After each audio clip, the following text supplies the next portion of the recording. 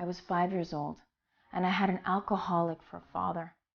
The moment he started drinking, you never knew what was going to happen. But what you did know was that it was probably going to be bad.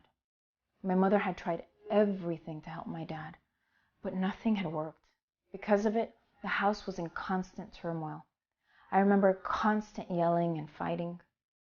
The last straw was when my mother came home and found that because I hadn't eaten this beef soup that my dad had made me, he had belted me to the point where he had left my back bleeding. That was the last straw. My mother decided that that was it. She was getting a divorce.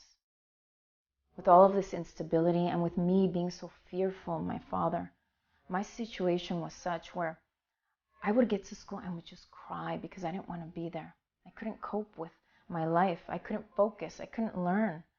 I remember being so mad at my mother for leaving me there that one time I even kicked her. There was one person who could calm me down. Her name was Mrs. Sarabia. Mrs. Sarabia would tell me, "It's okay. You can relax. You're just here to play. You don't have to do anything." Looking back, I can see that that woman had a lot of love and empathy, and because of it, I would usually stay put in class. I had my good teacher and I had my mean teacher, whose name I don't even remember. My mean teacher probably saw me as a problem child who was overreacting. I remember her even threatening to paddle me. One day, the class was working on cutting on a straight line, as opposed to cutting something piece by piece. I had my scissors in hand and I was cutting, but I was taking my sweet time as I was cutting bit by bit. The mean teacher came by and told me, "You need to cut on the line." I completely disregarded her. After all, Mrs. Sarabia had told me that I was just there to play and I didn't have to do anything. A few minutes later, she came by again and said, "You don't listen, and because of it, you're gonna fail kindergarten. Besides, you don't know how to write your R's and S's."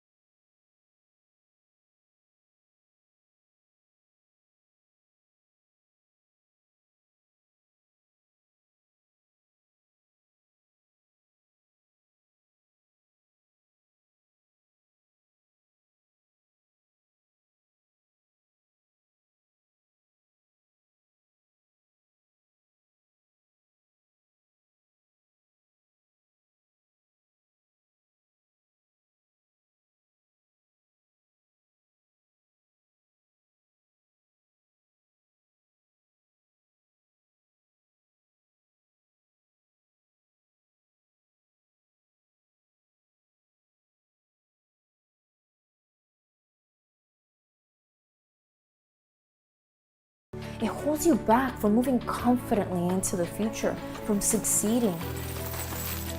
The reason why I've shared this very personal story is because I want to show you that the same way that I was able to move forward from this traumatic experience, that you too are able to move forward from any traumatic experiences that you've been through.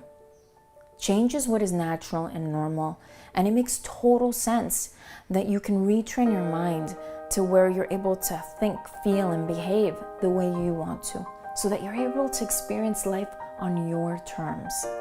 My point is that the same way I was able to change something that had been in my life for years to something positive, to something that doesn't even bother me anymore, to being positive, happy, joyful.